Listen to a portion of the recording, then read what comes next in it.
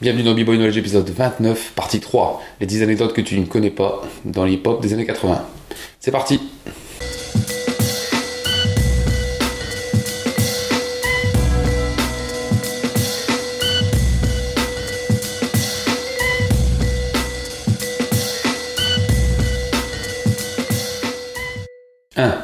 Juste avant la démo des New York City Breakers sur le tournage de Graffiti Rock, une syndicaliste de la Screen Actor Guild lance une grève surprise pour réclamer une augmentation.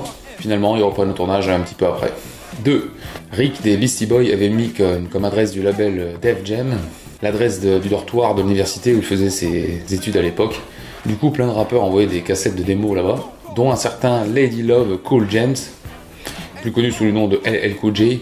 Après avoir appelé au moins 15 fois les Beasties pour savoir ce qu'ils pensaient de sa cassette démo qu'il avait envoyée, les Beasties se rendirent à la fac pour récupérer la montagne de cassettes qu'ils avaient reçues là-bas. 3. Lorsque LL Cool J est rappelé par le manager de Def Jam, Rick Rubin, il se rend heureux comme tout à l'adresse indiquée. Un blanc lui ouvre la porte, LL demande à parler à Rick Rubin, et puis il dit « c'est moi ». Et il dit « un blanc ». Du coup, Rick lui présente le gars qui fait les instrus, et LL dit « encore un blanc ». 4. Subway Art sort en 1984. Il s'agit du premier livre illustré sur l'art du graffiti. Les photos sont prises par Martha Cooper et Henry Chalfant. Après avoir beaucoup de mal à trouver un éditeur, finalement c'est Thames et Hudson, un éditeur anglais, qui s'y colle. Malgré sa réputation de livre le plus volé en librairie au monde, il s'est vendu à ce jour plus de 500 000 exemplaires. 5. Le fameux Egyptian Lover, au lycée, bricolait des pause tapes, un peu comme en vinyle mais en cassette. Il prenait le beat funky, mettait pause et réenregistrait derrière le même beat, comme un loop avec les vinyles mais en cassette. Il rallongeait ainsi le break des batteries par exemple. Un jour, le père d'une de ses copines de classe, qui avait entendu la cassette et qui était propriétaire d'un club, lui propose de venir mixer là-bas. Au début, il était un peu réticent car faire la même chose sur des platines vinyles, c'est pas pareil. Mais après avoir entendu que le papa de cette fille lui proposait 1000$, il réfléchit et il dit « j'apprends vite, ça va le faire ». 6. Revenons un petit peu à Mr. Magic. Je vous ai déjà cité son nom ici. Il est très connu pour avoir officié pendant des années derrière le micro d'une radio à New York. Mais nous le connaissons tous. Il est cité dans beaucoup de classiques de la culture hip-hop, notamment Dre-C de Notorious B.I.G. en 84. Et les plus jeunes d'entre nous l'ont connu grâce au jeu vidéo GTA Vice City. Il est le DJ de la radio Wild Style Pirate Station. 7. Vous savez que dans cette émission, j'aime aborder les samples, les plus connus et les plus repris bien sûr. Je vais vous parler aujourd'hui de Davey DMX et son One for the Trouble.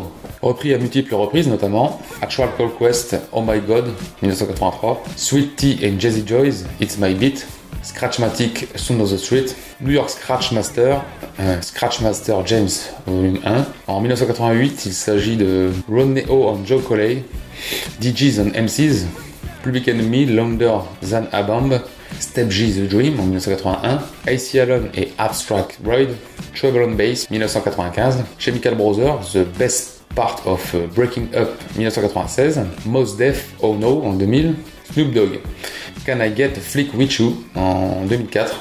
8. Après avoir géré aux platines, Egyptian Lover décide de faire ses propres soirées. Mais sans grand succès car en même temps, les Uncle James Army mixent dans des clubs aux alentours. Du coup, Egyptian décide d'intégrer les Uncle James Army, ce qui fait monter leur cote de popularité.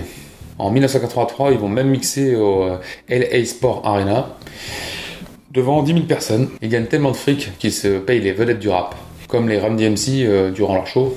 Egyptian mixe souvent au Radiotron, le QG de Ice-T. Souvenez-vous dans l'épisode précédent, c'est dans ce lieu qu'il y a eu le tournage de Breaking and Entering. D'ailleurs, Egypte compose une bonne partie de la BO grâce à la nouvelle TR-808. 9. À Los Angeles, la radio K-Day devient la première radio à passer du hip-hop 24h sur 24, 7 jours sur 7. 10. En 84, les soirées organisées par Uncle James Army cartonnent. Il faut dire qu'ils n'hésitent pas sur les affiches, la pub, les tracts, les spots promotionnels sur la radio K-Day, avec notamment Egyptian Lover et Ice-T, font que parfois le collectif fait des soirées à plus de 10 000 spectateurs.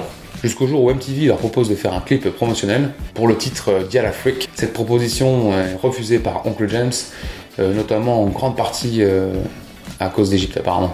Deuxième erreur, ils refusent également de mixer en direct sur la radio KD gratuitement, ce qui laisse cette belle opportunité à leur groupe rival World Class Wrecking Crew, notamment au DJ Dr. Dre et Yella. Ceci leur donne une grande notoriété dans le milieu. Ils en profitent par la suite pour vendre leurs cassettes dans les soirées qu'ils font ou au marché aux puces de Compton et ramassent pas mal de pognon. Abonnez-vous, likez, partagez et restez connectés pour la suite des épisodes de BYU Knowledge. Peace!